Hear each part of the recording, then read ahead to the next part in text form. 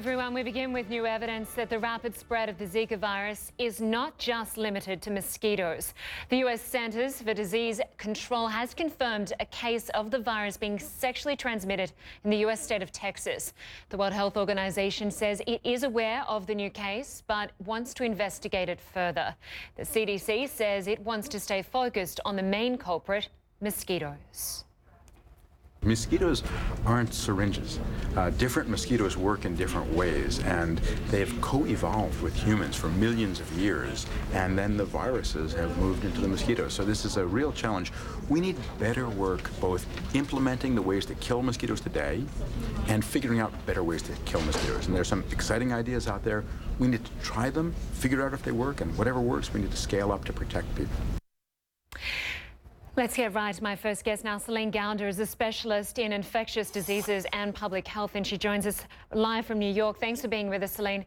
Now, this isn't the first time there's been reports of Zika being sexually transmitted, but it's the first time the CDC has confirmed it.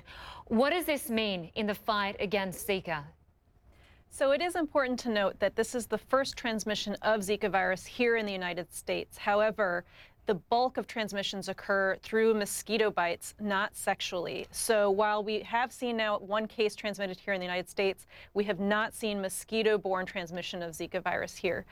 We knew before that Zika could probably be transmitted sexually. There was at least one case in the medical literature involving a Dr. Brian Foy, a biologist at Colorado State University, who acquired Zika virus while studying mosquitoes and malaria in Senegal. He returned to the United States and infected his wife, presumably sexually, since she had not traveled to Senegal herself.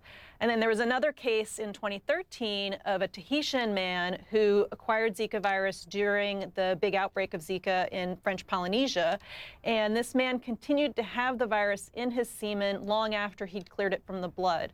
So we knew that this was a possibility, but it still seems to be a quite rare event. And at present, there is no vaccine and there is no cure. One of my colleagues, Nick Robertson, spoke to a pharmaceutical company which is working on a vaccine. They said typically vaccines can take 10 or so years to develop. They're working very fast on this, but it's still going to be a long time off. Yeah, we're talking about hundreds of millions of dollars that need to be spent on the research.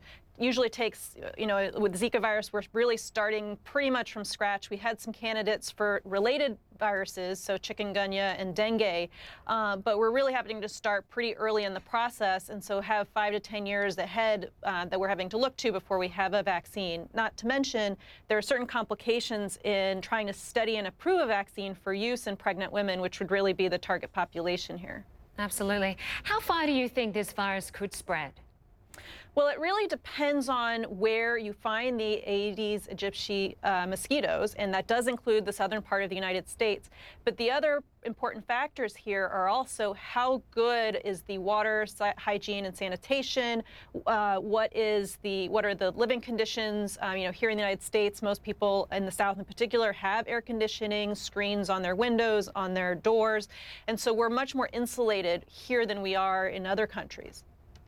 Well, we would like to keep talking, but I'll have to leave it there for now. Celiene Gurnder in New York, thank you very much for sharing your expertise with us. Thanks, Linda.